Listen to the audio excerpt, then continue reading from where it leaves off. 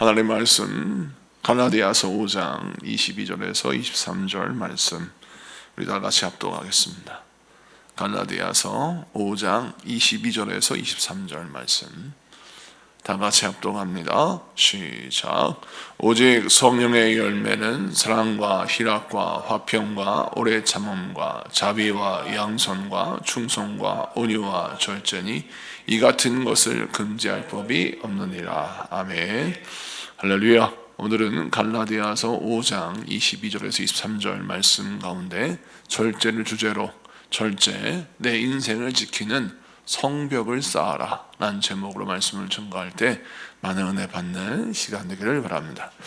오늘은 성령의 9가지 열매 가운데 마지막 절제에 대해서 같이 말씀 나누겠습니다.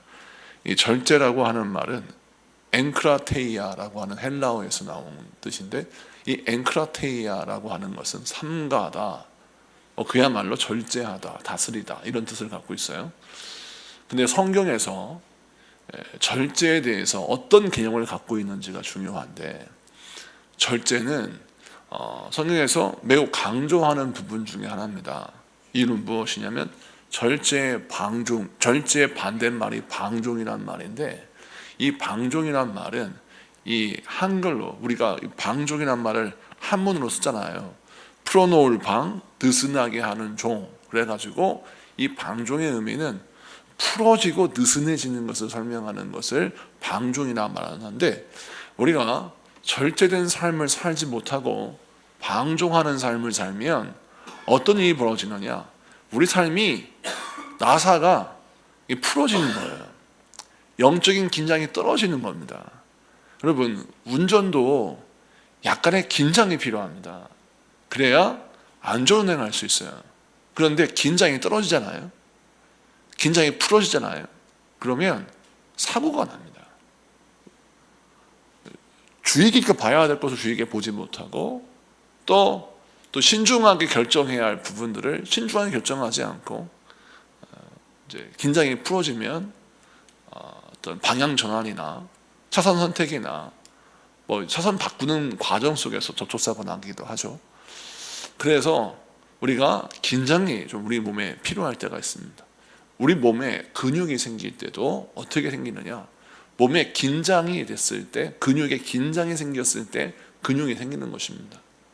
그런데 몸에 근육이 생기는 과정이 고통스럽기 때문에 사람들은 운동을 하지 않는 건데, 운동하면 내 근육이 생기고 그 근육이 내 몸을 견고히 세우는 건 아니겠습니까? 그래서 몸에 어느 정도의 긴장은 나의 몸에 도움이 되고, 영적으로, 정신적으로, 마음으로도 약간의 긴장하는 것은 우리 인생에 매우 도움이 되는 것입니다.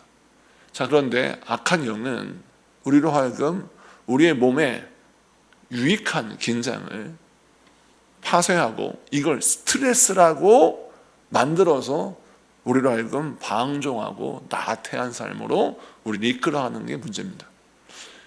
사랑하는 성도 여러분, 절제가 스트레스라고 하는 프레임을 악한 영이 우리에게 씌웁니다. 절제된 삶을 사는 것은 내가 스트레스를 받는 삶을 산다라고 생각을 해요. 그래서 하나님은 이것도 하지 마라, 저것도 하지 마라, 이렇게도 하지 마라, 저렇게도 하지 마라 라고 우리를 자꾸만 억압한다라고 하는 프레임을 씌워서 우리로 하여금 절제된 삶을 살지 못하도록 계속 유혹하는 것입니다. 여러분, 잠언 25장 28절에 이런 말씀이 있어요. 잠언 25장 28절 한번 찾아볼까요? 여러분 가진 성경 잠언 25장 28절을 보겠습니다.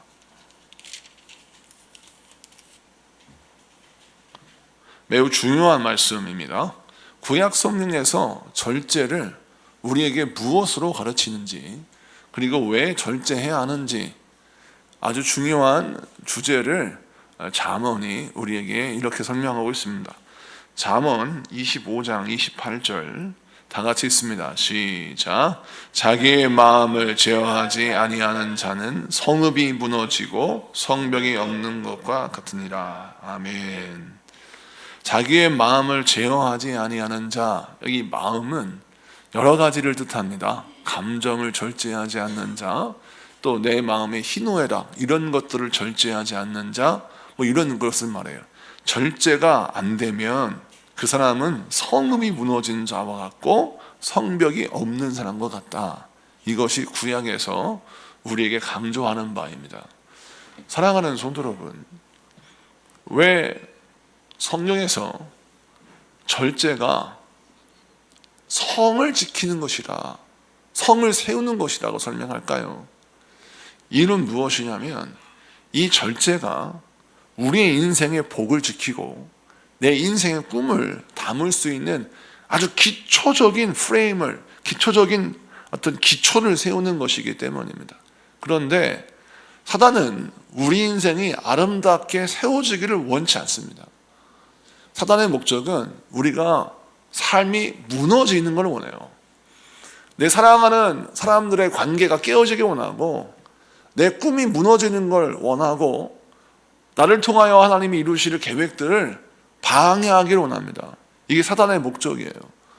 그런데 대놓고 하나님의 뜻을 이루지 못해라, 너의 꿈은 무너져야 돼, 너의 인생은 파괴되어야 돼 라고 사단이 대놓고 우리에게 말하면 우리가 지키겠습니까? 절대 안 지키겠죠. 사단은 우리를 유혹합니다. 어떻게 유혹하느냐? 네가 원하는 꿈을 이루어, 네가 하나님의 계획을 이루었으면 좋겠어 라고 우리를 먼저 격려합니다. 그리고 살짝 우리에게 말합니다. 그런데 너무 스트레스 받지 마, 편하게 해 라고 우리에게 유혹합니다. 편하게 해 라고 하는 것이 결국 우리에게 어떤 인상을 심어주냐면, 하나님 앞에 절제된 삶을 사는 노력, 하나님의 뜻을 이루기 위해서 나를 다스리고 나를 절제시키는 이 애씀이 스트레스요, 편하지 않은 것이라고 우리를 속이게 하는 것입니다. 자, 이렇게 하면 어떤 일이 벌어지냐? 여러분, 편하게는 살 수 있는데 하나님의 뜻을 이룰 수는 없습니다. 구약 성경에 보십시오. 하나님의 뜻을 이루는 사람들은 절대 게으르지 않습니다. 하나님의 뜻을 성취하는 사람은 편하게 사는 사람이 없어요. 아브라함이 편하게 살았습니까? 본토 친척 아비 집을 떠나는 것으로부터 시작했습니다. 이삭이 편하게 살았습니까? 우물을 팠다 하면 우물을 빼앗겼어요. 야곱이 그러면 편하게 살았어요? 야곱은 외삼촌 라반의 집에 가서 정말 죽을 고생했습니다. 그럼 요셉이 편하게 살았습니까? 아닙니다. 우리가 다 알다시피 요셉은 정말 큰 환난 가운데 믿음을 지켰습니다. 그럼 다윗이 그랬습니까? 성경에 나와 있는 모든 인물들은 편하게 산 사람이 한 명도 없어요. 근데 왜 하나님은 그럼 당신의 뜻을 이루기 위해서 좀 인생 편하게 살게 하시면 안 돼요? 왜 꼭 고생을 시켜야 되고, 왜 꼭 환난을 겪게 만드시고, 왜 그들로 하여금 이렇게 연단을 시키실까요?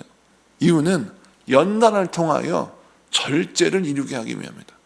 성공은 어떻게 보면 성공하기는 쉬워도, 성공하기는 어려워도 성공을 지키는 건 여러분 더 어려운데, 많은 사람들이 성공을 정말 어렵게 해요. 그런데 절제가 안 되므로 성공이 한순간에 나락으로 떨어지는 경우도 있고, 또 반대로 성공하기 어려운데 성공이 그냥 가만히 있으면 되는 건 줄 알고 이렇게 살게 하다가 결국 시간만 낭비하고 중요한 때를 놓치고 아무것도 하지 못하고 시도도 못하고 이루지도 못하고 아무것도 하지 못하게 우리를 만드는 겁니다. 그래서 악한 영이 끊임없이 우리로 하여금 편하게 살라고 유혹하는 것입니다. 사랑하는 성도 여러분, 그래서 잠언이 우리에게 말합니다. 자기의 마음을 제어하지 못하는 자는 성벽이 없는 사람과 같다. 이것은 뒤집어 설명하자면, 내가 하나님의 주신 나의 인생을 지키려면, 하나님이 나에게 주신 비전과 하나님이 나에게 주신 목적, 계획, 이런 것들을 이루고 지키고 나의 복을 딱 보관하고 싶으면 절제를 하여서 나의 인생의 성벽을 높게 세우는 것이 중요하다라고 말씀하는 겁니다. 사랑하는 성도 여러분, 절제는 여러분의 인생을 지키는 성벽과 같습니다. 절제를 해야 우리 인생을 지킬 수가 있습니다. 하나님의 계획을 지킬 수가 있고 우리의 꿈을 이룰 수 있는 것입니다. 언제까지 꿈만 꾸다가 인생을 허비할 것입니다. 언제까지 계획만 세우다가 인생을 낭비할 것입니다. 우리 모두가 다 신앙생활하면서 이 절제를 이루기 위하여 몸부림쳐야 합니다. 방종과 절제의 차이가 무엇일까요? 방종은 하나님이 주시는 자유를 내 뜻을 이루는 데 씁니다. 하나님이 나에게 허락하신 자유를 내 육신과 내 마음이 풀어지는데 그것을 사용해요. 그게 방종이에요. 그런데 하나님의 사람들은, 하나님을 경외하는 사람들은 자유를 방종하는 데 쓰지 않습니다. 그 자유를 나를 절제하는 데 써요. 왜 그럴까요? 절제되었을 때 뭐가 생기느냐? 포커스, 집중이 생기기 때문에 그렇습니다. 여러분, 절제가 왜 우리에게 강력한 무기가 되는가? 왜 사단은 끊임없이 우리로 하여금 절제된 삶을 살지 못하는 유혹하는가? 이는 무엇이냐면, 우리가 방종할 때는 아무것도 아닌 능력의 사람인데 우리가 절제되면 우리의 힘이 포커싱 되기 때문에 그렇습니다. 우리 힘이 집중되는 겁니다. 우리의 은사와 능력과 지식과 지혜가 집중되어서 하나님의 능력으로 말미암아 통제되고 다스림받게 되면 엄청난 능력을 발휘하기 때문인 것이죠. 여러분, 그래서 끊임없이 악한 영이 우리에게 집중을 파괴하는 것입니다. 아무리 음식을 잘하는 사람도 집중하지 않으면 간이 안 맞아요. 아무리 운전을 잘하는 사람도 집중하지 않으면 운전에 실수합니다. 모든 것이 다 그래요. 음악도 연주도 마찬가지고, 음악 연주도 집중하지 않으면, 약간의 긴장을 놓아버리면 음악의 음정이 틀리거나 또 리듬이 틀리거나 다 바뀌는 겁니다. 그래서 우리가 신앙생활할 때 무엇이 필요하냐? 내게 자유가 주어졌을 때 그 자유를 어떻게 사용하느냐, 이 훈련이 되어졌을 때 우리가 절제된 삶을 살 수 있는 것입니다. 그래서 하나님은 하나님의 사람들을 택하셨을 때 항상 그에게 뭘 주시느냐? 테스트를 주십니다. 자유를 주세요. 자유. 네가 하나님 말씀에 순종할 수도 있고 순종하지 않을 수도 있어. 네가 어떤 선택을 하는지 내가 보겠다 라고 하나님이 보십니다. 차라리 저는 성경을 묵상하면서 옛날에 어떤 생각을 했냐면, 하나님 참 이상하시다. 순종할 수밖에 없는 상황을 만드시면 100% 순종할 텐데, 순종을 막 안 하면 하나님은 막 어떻게 견딜 수 없게끔 만들어 버리시면, 아니 순종 안 할 사람이 어디 있겠어요? 저는 늘 그게 궁금했습니다. 길도 두 가지가 꼭 하나만 놓으면, 넓은 길 좁은 길이 있는데, 저는 성경을 묵상하면서 왜 하나님 좁은 길만 놓으시지 왜 넓은 길을 놓으셔서 헷갈리게 만드십니까? 좁은 길만 만들어 놓으시면 다른 게 안 갈 거 아니에요. 선택도 하나님 이 사람을 선택해야 됩니까? 그 사람 선택해, 아예 싹 빼버리고 그냥 한 사람만 딱 놔두시면 고민 없이 선택할 텐데, 직장도 마찬가지고 사업도 마찬가지고. 근데 항상 우리에게 갈림길이 존재하다는 것이죠. 근데 성경을 보니까 수많은 사람들이 그런 갈림길 앞에 놓여서 하나님 앞에 연단을 받더라, 훈련을 받더라는 겁니다. 근데 왜 하나님이 그런 일을 행하실까요? 이유는 아담과 하와에게 하나님이 모든 걸 다 해주셨어요. 답을 정해주셨습니다. 에덴 동산에 있는 모든 나무의 열매를 먹을 수 있다. 그러나 딱 하나 먹지 말라는 게 있는데, 선악을 알게 해준 나무 열매를 먹지 마. 답이 정해져 있어요. 고민 없습니다. 그냥 하나님이 이거 하나 먹지 마. 답은 하나예요. 이거 하나 안 먹으면 돼. 얼마나 간단합니까? 근데 사단은 그 하나를 먹게 해요. 그 하나를 어기게 합니다. 그래서 인간을 타락하게 만들었죠. 여러분, 우리는 하나님이 한 가지 길만 보여주시면 절대 타락하지 않을 거고, 인생의 방법을 아주 심플하게 만들어주시면 우리는 절대 실패하지 않을 거라고 장담합니다. 그런데 우리의 죄성은 그렇지 않더라는 거예요. 인생의 한 가지 길만 보여줘도 그 길을 가지 못하는 게 우리고, 인생의 한 가지 방법을 심플하게 알려줘도 그 일들을 순종하지 못하더라는 겁니다. 그래서 하나님은 하나님의 백성들을 통하여 인생을 살아가는 방법이 무엇인지를 설명합니다. 수많은 유혹과 수많은 가능성 속에서 하나님이 무엇을 기뻐하실까, 날마다 인생의 갈림길에서 고민하는 고민이 없으면 성령의 인도하심을 따라 나아가는 순종이 없으면 우리는 하나님의 뜻을 이룰 수가 없는 것입니다. 그래서 수많은 갈림길을 보여주시고 수많은 선택의 기회를 보여주시면서 우리로 하여금 무엇을 훈련시키느냐, 순간순간마다 하나님을 의지하고 하나님과 동행하고 하나님이 무엇을 기뻐하시는가를 묵상하는 훈련을 하게 하시는 거예요. 그래서 우리로 하여금 절제되고 집중된 삶을 살게 하시는 겁니다. 자, 그러면 결론은 절제는 아무리 내가 훈련하고 아무리 내가 애써도 사실은 내 힘으로 되는 게 아니라 오직 하나님과 동행했을 때 이루어지는 덕목이 절제라는 것을 알 수 있습니다. 그래서 성령의 열매를 절제로 마무리하는 거예요. 성령의 9가지 열매를 쭉 설명했어요. 사랑, 희랑, 화평, 오래 참음, 자비와 양선, 온유와 절제, 이 모든 것을 설명하는데 맨 마지막에 절제를 설명하는 이유가 무엇이냐, 그 많은 성령의 열매도 절제가 안 되면 여러분 내게 복이 안 되고 또 하나님의 뜻을 이룰 수가 없는데, 이 절제라는 것은 전적인 성령의 역사라는 겁니다. 그래서 성령님과 동행했을 때 얻어지는 것입니다. 자, 에베소서 5장 18절을 보겠습니다. 성경 에베소서 5장 18절 한 절만 더 쳐다봅니다. 에베소서 5장 18절.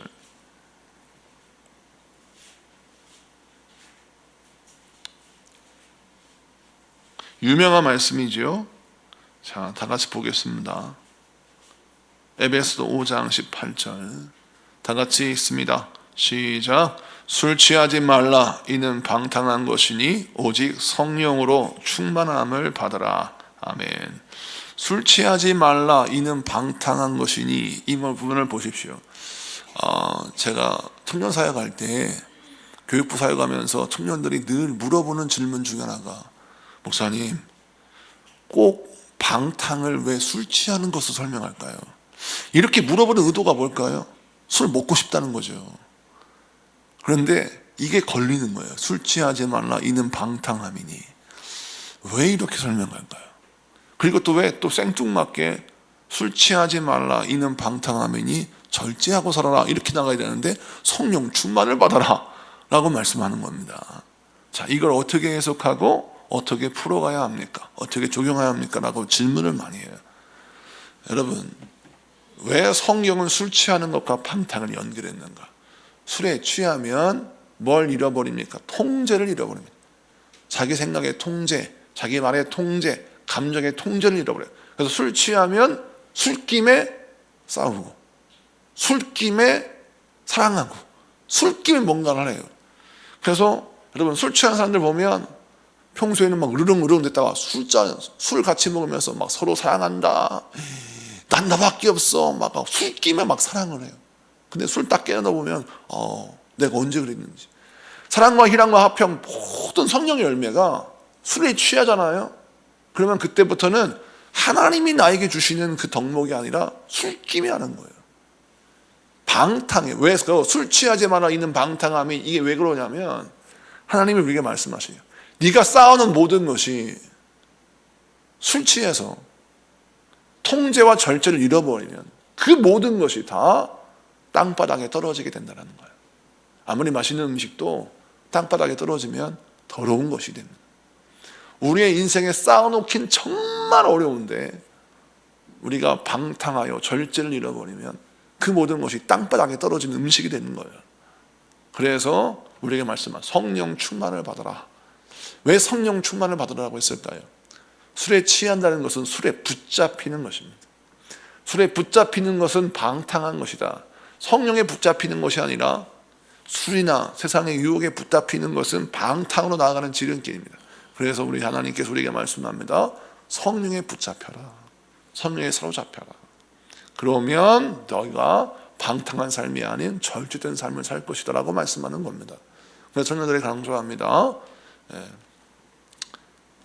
절대 내가 술을 절제할 수 있다는 생각을 버려야 합니다. 불가능해요. 아이들한테 하는 거와 똑같습니다. 아이들한테 모바일, 휴대폰을 주고 딱 한 판만 게임해라. 이게 안 되는 거 아시지 않습니까? 맛있는 사례진미를 차려놓고 배고픈 사람에게 밥을 주면서 딱 한 숟가락만 먹어. 라고 똑같은 거예요. 여러분, 안 되는 겁니다. 그래서 우리 하나님이 우리에게 말씀하십니다. 술 취하지 말라, 이는 방탕한 것이라고 말씀하시는 무엇이냐면, 그 술 취함의 끝이 무엇인가를, 방탕함의 끝이 무엇인가를 설명합니다. 하나님의 뜻을 이룰 수가 없는 거예요. 그래서 오늘 말씀에 성령 충만을 받아라, 성령님과 동행하지 않으면 우리는 결국 방탕할 수밖에 없다라는 것입니다. 사랑하는 성도 여러분, 최근에 한 연예인, 젊은 여자아이가 자살을 했습니다. 근데 그 아이를 보니까 음주운전을 해서 세간의 비판을 받고, 또 여러 CF를 찍었다가 그 CF를 찍은 것 때문에 위약금을 물고, 그래서 큰 비난을 받았습니다. 그 아이의 행동은 잘못된 것이죠. 그러나 과도한 비판과 과도한 공격으로 그 아이는 굉장히 심리적인 압박을 받았고, 그래서 결국 안타까운 죽음을 선택한 것 같아요.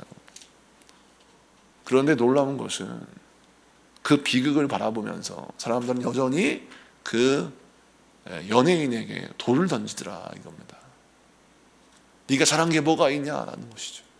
그런데 저는 이렇게 묻고 싶습니다.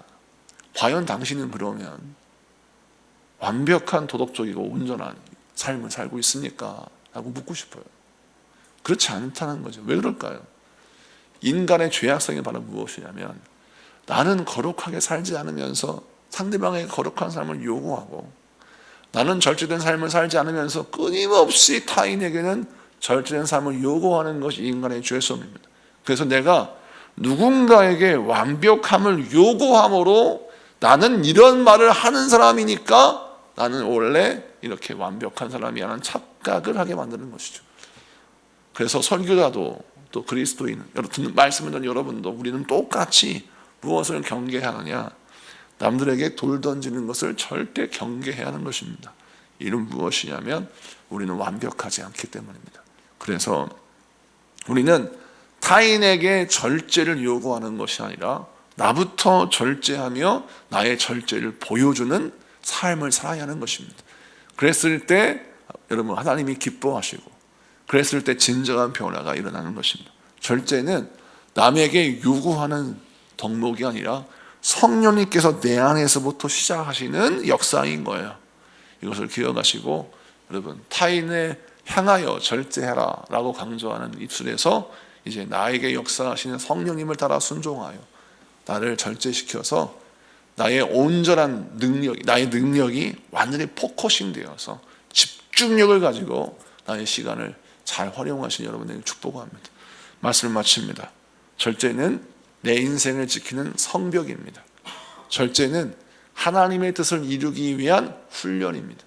절제되지 못하면, 통제하지 못하면 꿈은 성취되지 않습니다. 꿈만 꾸다가 인생 낭비하지 말고 꿈을 이루는 여러분 되시기를 축복합니다. 기도합시다.